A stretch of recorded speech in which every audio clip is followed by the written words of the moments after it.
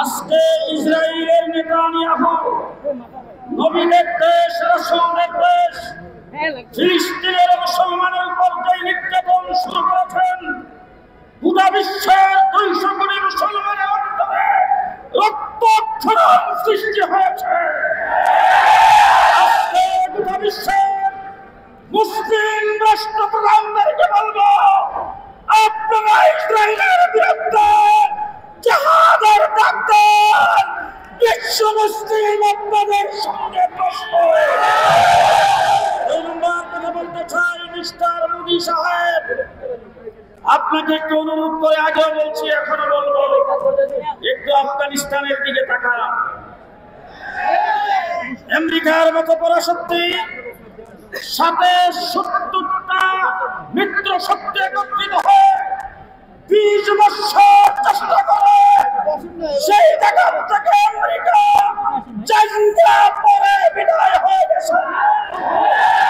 Mister Modi সাহেব, যেভাবে মুসলমানদের উপর নির্যাতন করছেন, আপনাকে বলবো, আপনার দুটি সম্ভব আপনাকে প্রাণপাস বলে আসে না। আমরা বাংলাদেশের মুসলমান, বিশ্বের মুসলমান, যেইভাবে ভারতে মুসলমানদের উপর নির্যাতন চলছে, পরিষ্কার বার্তা দিয়ে দিচ্ছে, ভারত টুকরা টুকরা হয়ে যাবে। সংগ্রামী ছাত্রবৃন্দগণ, শেষ কথা বলতে চাই।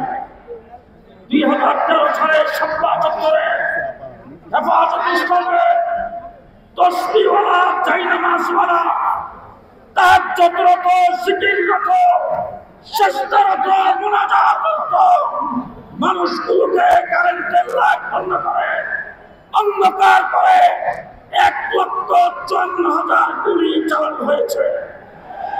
বাংলাদেশও অনেক সংগঠনকে সন্ত্রাসের দায়ে বিলুপ্ত করেছেন, নিষিদ্ধ ঘোষণা করেছেন। বিশ্বের অনেক সংগঠনকে বিভিন্নভাবে, এমনকি জাতিসংঘ অনেক সংগঠনকে সন্ত্রাসের দায়ে নিষিদ্ধ করেছেন।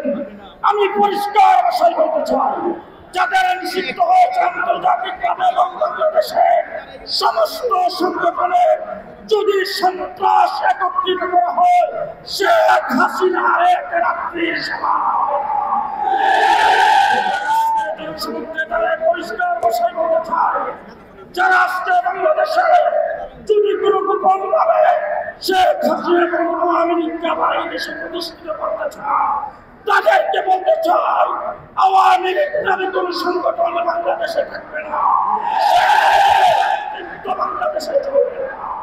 পরিষ্কার ভাষায় বলতে চাই, অন্তর্বর্তীকালীন সরকার অনতিবিলম্বে ছাত্রলীগকে যেভাবে নিষিদ্ধ ঘোষণা করা হয়েছে, এইভাবে আওয়ামী লীগকেও নিষিদ্ধ ঘোষণা করতে হবে। কথা বলবো, বেশিরভাগ পিলখানার হত্যাকাণ্ড, শাপলা চত্বরের গণহত্যা, 2021-এর গণহত্যা, জুলাই আগস্ট আন্দোলনে আমার ছাত্র জনতাকে কঠিন মতো গুলি করে হত্যা, সমস্ত হত্যাকাণ্ডের বিচার অচিরেই অনতি বিলম্বে করতে হবে।